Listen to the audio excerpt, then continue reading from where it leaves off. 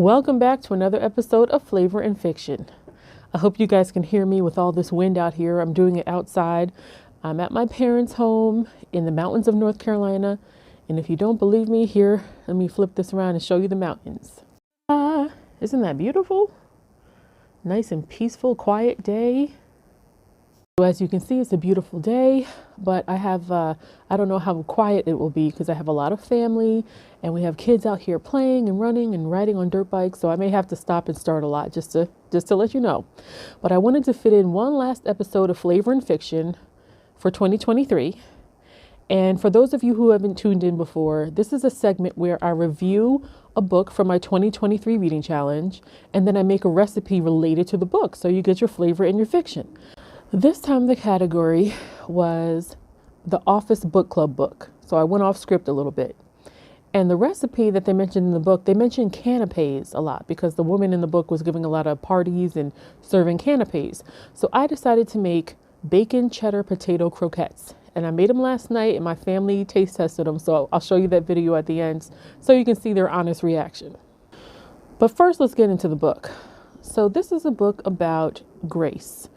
Her name is Grace. She has a sister named Millie who has special needs and who lives in a home for now, but she's going to graduate soon and have to live with Grace. Grace is married to Jack. He is like every woman's dream. Everyone sees him as the perfect husband, and he love bombed her in the beginning. And so she thought he was just perfect. He was so great with her sister Millie. And, she has learned that things are not always as it seems. So the book opens with her throwing a dinner party, and she's trying so hard to get everything perfect. And you can tell that she's looking at her husband's reaction and approval for everything. And the guests are all like, "Oh, Grace, you're so wonderful. You're so beautiful. You keep a perfect house. You make perfect food. Like, how do you do it all?" And then we learn that Grace's life is not as perfect as we think it is. It turns out that Jack has a dark side where he's sadistic. He likes inflicting pain. He likes being in control. And he's made it clear to Grace that when Millie comes to live with them, he plans to extend that treatment to her.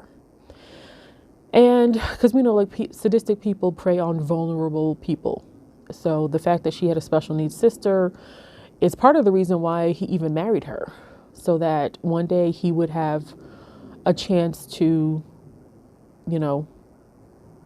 treat Millie badly. So the book got real dark. And that's what some people in my book club, they didn't love that aspect. They were like, "Oh, it's the holiday time. It's too dark." But I like mysteries and puzzles that you can put together. And the dark side of it was still intriguing to me. Grace tries to find ways to leave the house. She can't leave the house without him knowing about it. She's gated in, locked in. He has complete control over her. When he finally allows her to go to a ladies' lunch, he tags along. And he controls what she eats and what she, everything she does. So her life is just nowhere as nearly as perfect as it seems to everyone on the outside. So finally, when she decides, you know what, I can't let Millie go through this, she puts a plan together. And I'm not going to tell you what happens because I'll be spoiling it. But this is the kind of book that keeps you on the edge of your seat. And if you like that, maybe it's too heavy for you around holiday time, but if you like that, you would like this book. So I recommend it. It was a great last read of the year. I can't wait to see what my first year of 2024 will be. But before I talk more about that, let's get into this recipe. So for the canapes, again, I chose the bacon-cheddar potato croquettes. Oh, and here comes some loud family riding up on their motorbikes. Perfect time to end and show you how they tried it last night. You want to start by frying up your bacon. Then you take your leftover mashed potatoes and you want to add in your cheddar cheese and then your egg, your sour cream, your salt and pepper, some chopped chives, and then crumble in your bacon, and then just mix it all up And there you have it. Then you're going to form your croquettes and roll them in Ritz cracker crumbs. Put them on a parchment lined pan. And you can make them as big or as small as you want them. And then you're going to put them in the refrigerator for a couple of hours. Then you drizzle over some melted butter and then sprinkle on some paprika. And then you're ready to put them in the oven for about 20 minutes or so. This is before and this is after. Looking golden brown. My mom made some smaller ones that are actually closer to the size of croquettes, what they should be. And I made these big ones. But either way, they're going to come out delicious. Aaron will go first. Take a bite of your croquette and give me your honest opinion. It looks very good. Who's saying grace back there? Is good? Okay. Now, Josh, your turn. Taste your croquette.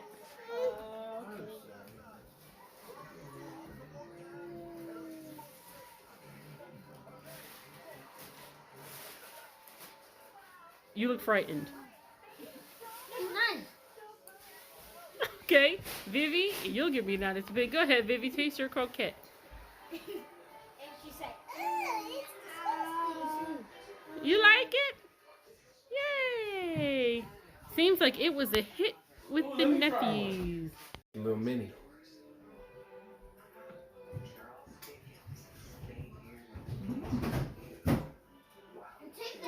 Good?